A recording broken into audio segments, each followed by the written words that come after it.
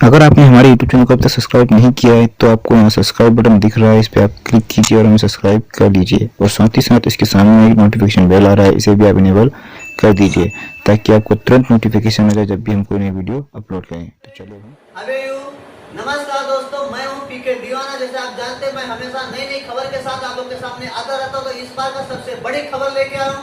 लेकिन खबर की ओर जाने से पहले मैं आप सबको बताना चाहूंगा कि अगर अब तक हमारे फनी एंटरटेनमेंट को सब्सक्राइब नहीं किए हैं जाकर सब्सक्राइब कर लीजिएगा और बेल आइकन दबाना बिल्कुल मत भूलिएगा, क्योंकि जब भी नई वीडियो अपलोड करते हैं तो सबसे पहले नोटिफिकेशन आप सभी को मिल जाया करेगा।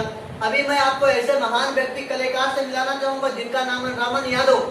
लेकिन उनको मिलाने से पहले मैं ये बताना चाहूंगा उन्होंने अब तक क्या काम किए। उन्होंने आपके superstar trending star Khesari Lal Yadav ji के एल्बम शूट में जो होली के गाने आए थे, खैया चोली कटले दाते से, उस स्टार से आपको मिलाता हूँ रमन यादव। नमस्कार नमस्कार सभी भोजपुरी स्टार, जो भी हमारे नए स्टार हैं, जो पुराने स्टार हैं, सभी को हमारा नमस्कार। छोटे बड़े भाई बहन जो भी हैं उनको हमारी तरफ से बहुत बहुत नमस्कार। और हमारे स्टूडियो में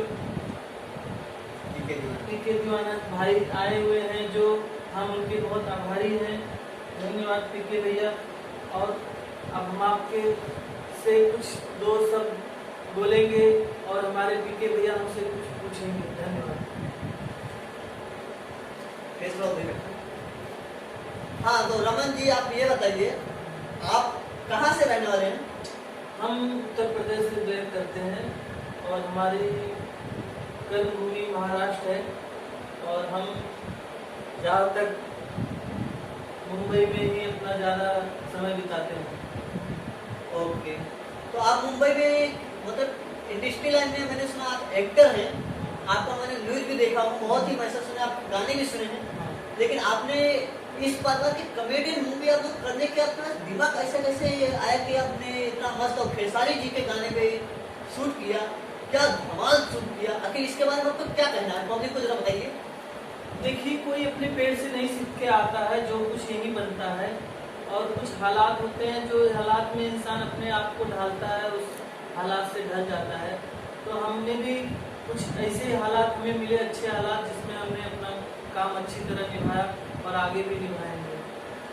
तो रमन जी, मैं आपसे ये एक सवाल लास्ट करना चाहूँगा कि आपने ऐसे गाने शूट किए जो उन लोग के ग्रुप में, उन लोग के टीम में जाके आपको कैसा फील हुआ कि मतलब आपको यहाँ से आगे अच्छा मंजिल मिलेगी, अच्छे मुकाम मिल सकते हैं, या आप एक अच्छे कलाकार बन सकते हैं, आपके अंदर टैलेंट इतनी अच्छी है?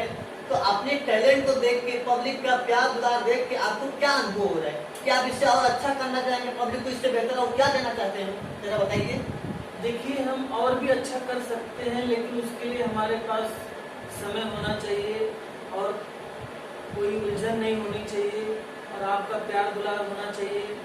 और आप सब सर लोग, बड़े बड़े जो सर हैं हमारे, बड़े बड़े जो प्रदूषण हैं, उन सभी लोगों भाइयों का सबका सपोर्ट हमें मिलना चाहिए। तो बाकी ये सब चीज़ें हैं जो छोटी छोटी चीज़ों पे लोग एक्सेप्ट कर लेते हैं, फिर उसके बाद अनसेप्ट मतलब नहीं एक्सेप्ट करते हैं। कोई कोई गलतियाँ हो जाती हैं जिसके लिए नहीं एक्सेप्ट करते हैं।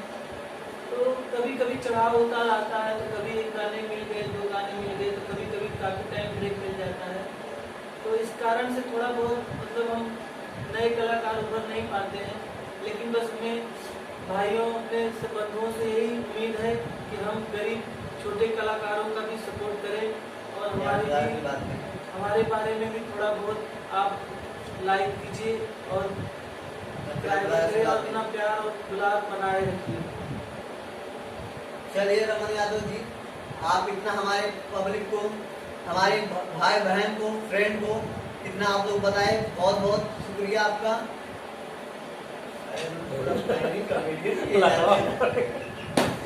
देखिए आप लोग, जैसे आपने हमारे रमन यादव जी से मिले, उनसे आपने दो शब्द बातें किए और उन्होंने आपको दो शब्द बातें बताए, और इनकी देख रहे हमारे सामने बैठ के ही किस प्रकार कॉमेडियन की हरकतें किए जा रही है, इससे आपको पता चला होगा कि इनके अंदर किस प्रकार की कलेकार यानी कूट कूट के भरी गई है।